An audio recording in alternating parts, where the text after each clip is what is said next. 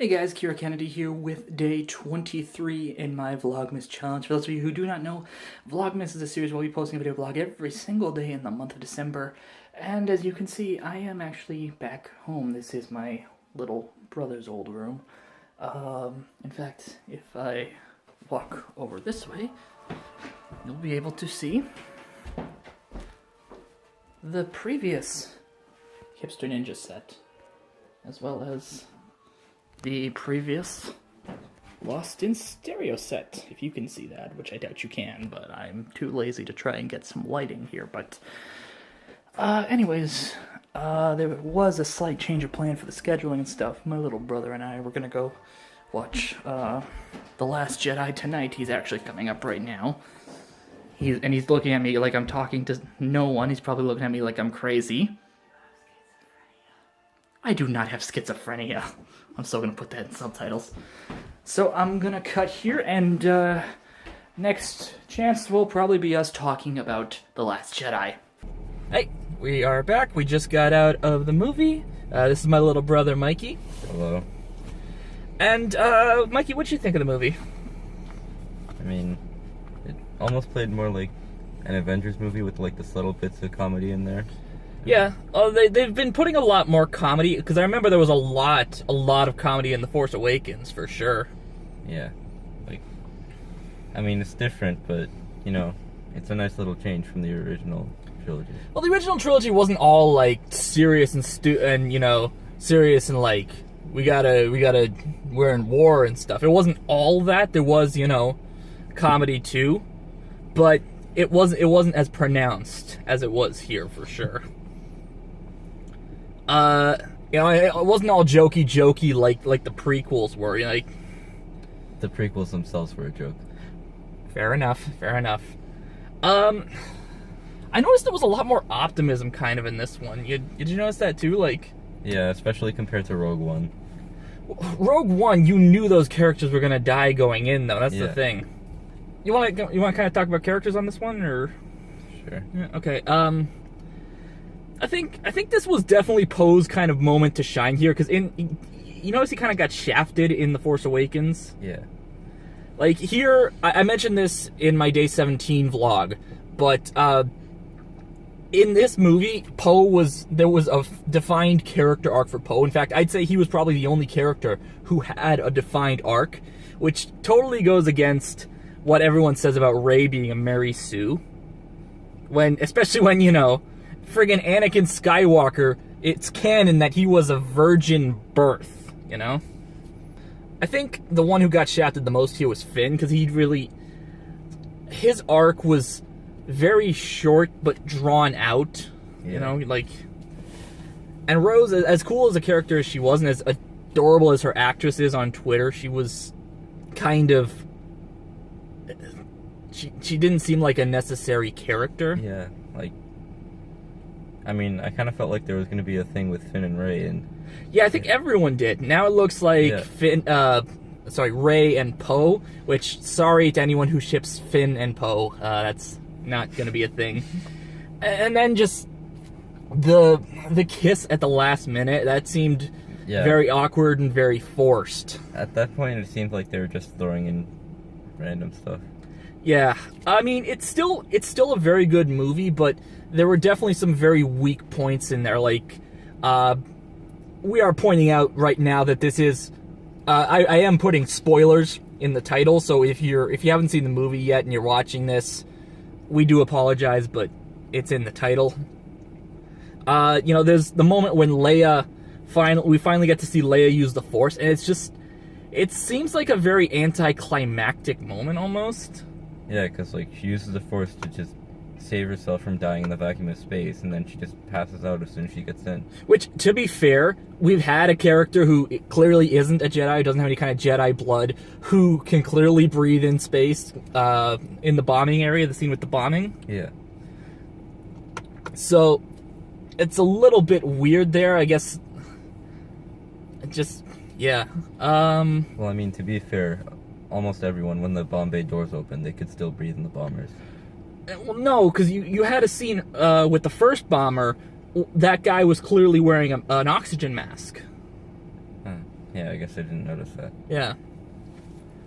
But Kylo Ren, honest to God, easily the funniest character in the movie. He's just basically throwing tantrums like a 2-year-old the entire time. Like, basically throwing that one scene from The Force Awakens, he's just tearing apart the interrogation room, and just the stormtroopers just walk away. That's basically like 95% of his character in this movie. Like, honest to God, I was laughing what was supposed to be a tense scene when Luke is going out there to face the First Order by himself. And Kylo Ren orders everybody to fire on this one target. Mikey can vouch for this one. I was laughing my ass off at that point. Yeah. Because it's just like, fire on everybody! And then afterwards, General's like, yeah, you think you got him? Because I think you...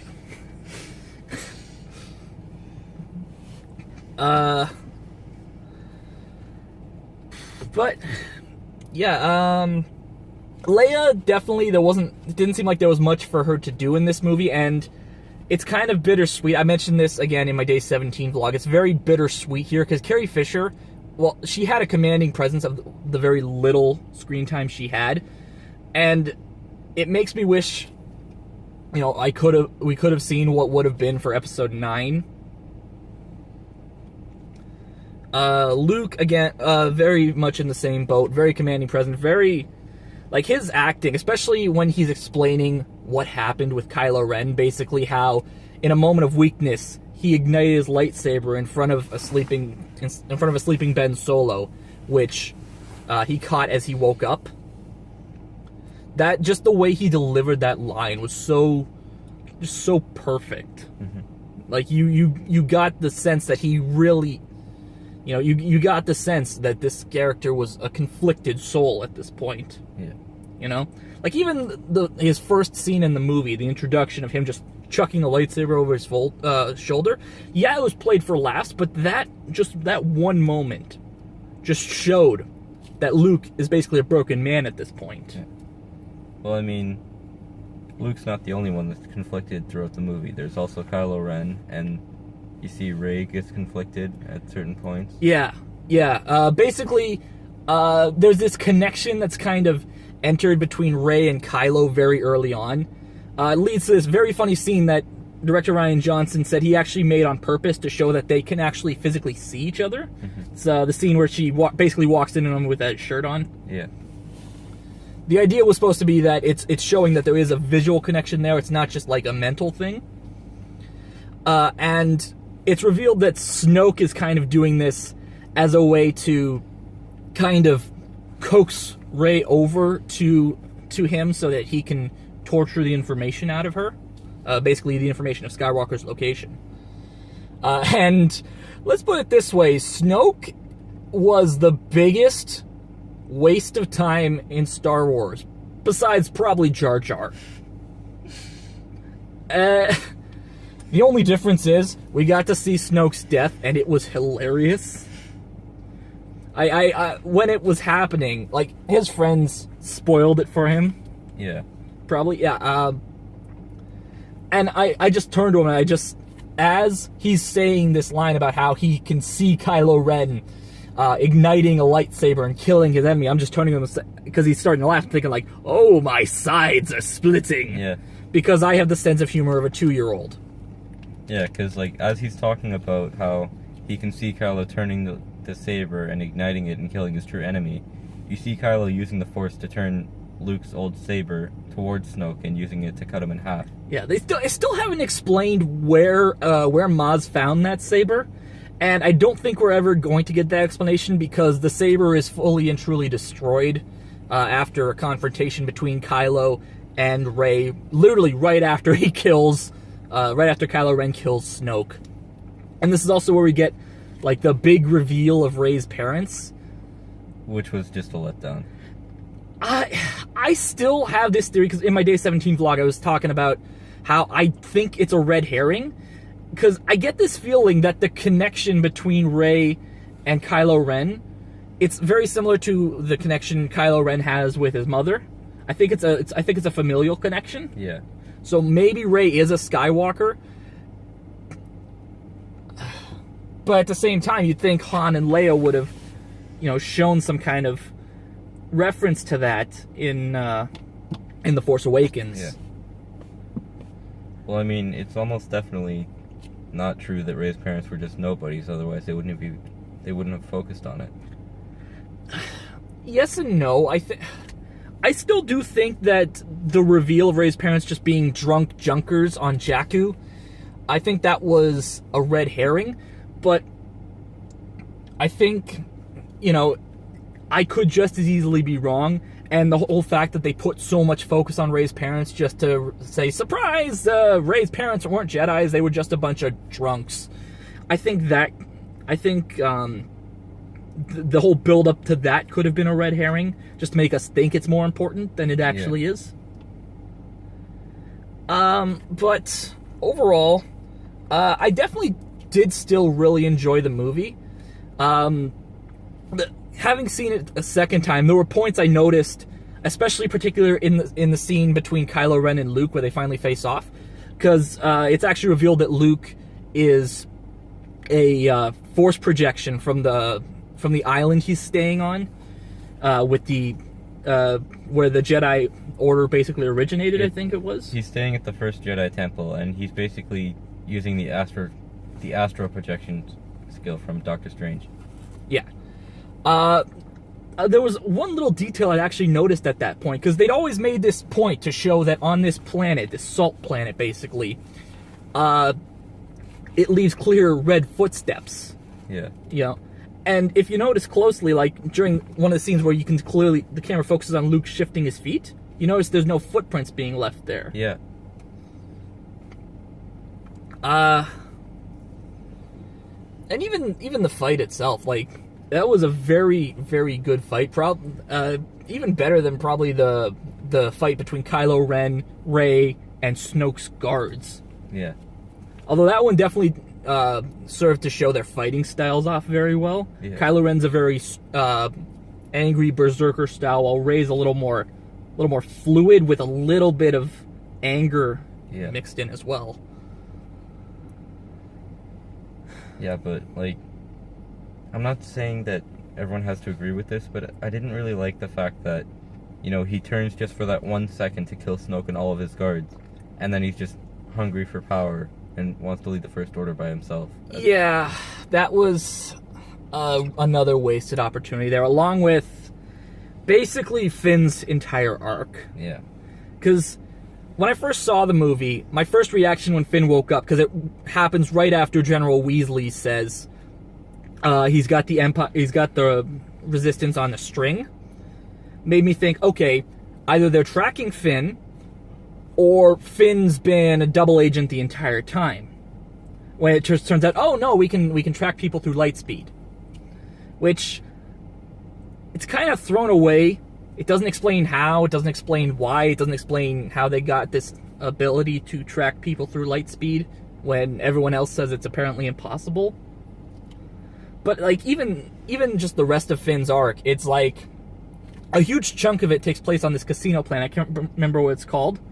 Where it's basically saying like everyone there sells weapons to not only the Resistance but the First Order. I completely forgot what they were called for a second there. And you find out that a lot of the arms dealers are selling arms to both the Resistance and the First Order. So yeah. This is revealed by a coder they find in jail, played by Benicio del Toro. That's, I think, 2 actors from the MCU that are in this movie. Benicio del Toro, and I can't remember the second one. I'll put it in the description below. But overall, like, did you have a good time at least watching the movie? Yeah. Yeah, I did too. It was definitely not as good the second time around, but at the same time, like, this was, when I went to go see it the first time, it was on the first night. This was like the most die-hard, hardcore Star Wars fans that you could find. So, there was applause when the theme started. Anytime like a crowning moment happened, the crowd oohed and awed and applauded, and then it was definitely a different atmosphere this time around for sure. Yeah. Well, I mean, it's a few weeks in, so most people have already seen it. Yeah. But that's basically our thoughts. For those of you who have not seen, who have just seen the movie now, what were your thoughts on Star Wars Episode 8: The Last Jedi? Let us know in the comments below. And also, thank you guys, as always, for watching. If you guys would like to follow me on social media, I'm on Twitter at KiraKennedyHNR, Tumblr at KiraKennedyHNR.tumblr.com, and of course, you can always check out my Facebook page at facebook.com/KiraKennedyReviews. If you would like to support the channel a little bit further, my Ko-fi link is in the description below. And as always, if you'd like to check out any of my past work, my Let's Plays, my stream archives, even my reviews, you can do so at peanutbutterdisaster.com. So until tomorrow, I'm KiraKennedy, this is my little brother Mikey, and thank you for watching. Peanut butter disaster.